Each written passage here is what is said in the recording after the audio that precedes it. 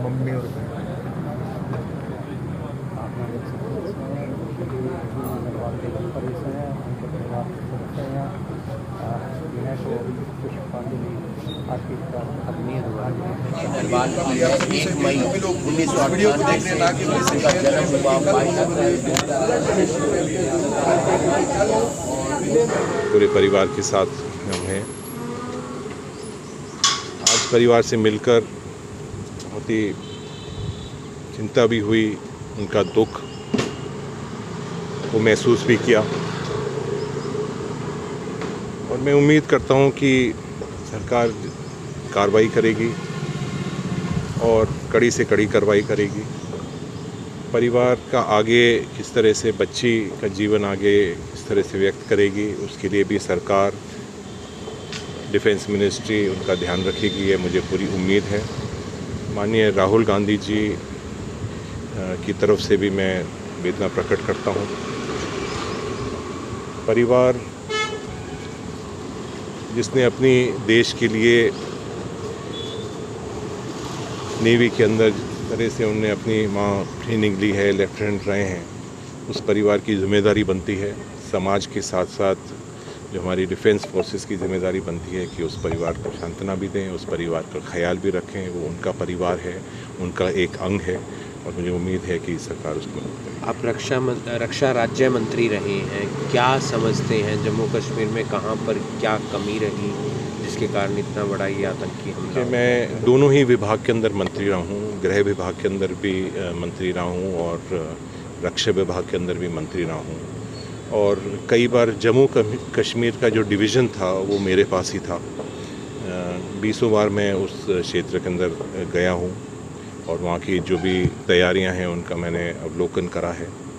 जहाँ तक मैं समझ सकता हूँ उसके अंदर एक सबसे बड़ी मुझे लगता है कहीं ना कहीं हमारी इंटेलिजेंस फेलियर रही है। और क्योंकि लगभग 20 से ज़्यादा एजेंसीज़ उस क्षेत्र के अंदर काम करती हैं, जिसके अंदर हम उनके टेलीफोन का इंसेप्शन भी होता है, ईमेल का भी रहता है, खुफिया एजेंसीज़ भी वहाँ काम करती हैं। कहीं ना कहीं उसके अंदर कहीं चूक रही है। और ये एक ही नहीं है, पिछले 11 महीनों के अंदर 40 ऐसी घटनाएं हुई हैं। तो कहीं ना कहीं हमारी कुछ कमियां रही हैं। मैं उम्मीद करता हूं कि जहाँ भी कमियां रही हैं उन कमियों को हम सुधारें।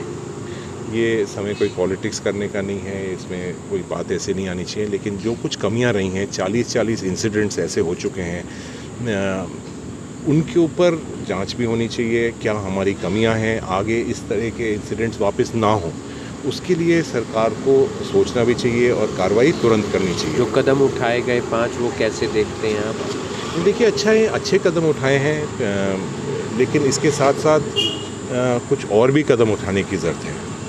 ख़ास तौर से इस तरह के मामले हादसे होते रहते हैं, हर महीने 2-2, 3-3 हादसे हो रहे हैं। क्यों हो रहे हैं? हमारी कहाँ कमियां हैं?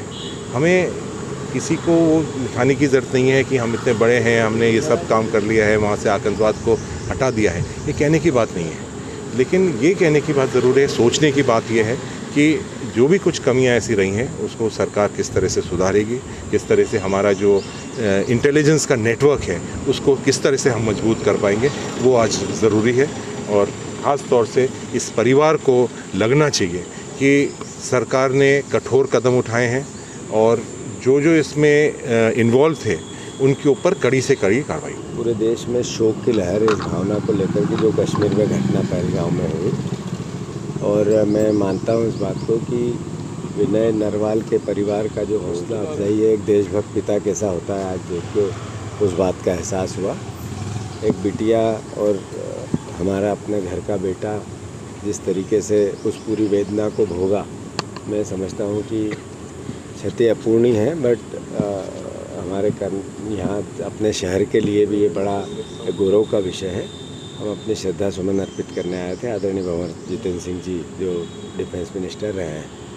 हम स्पेशली राहुल जी के और कांग्रेस पार्टी के बिहाफ पे आए कि हर परिवार के बीच में अलग अलग एक तरह से आने का अवसर मिला। हमने शोक संवेदनाएं श्रद्धांजलि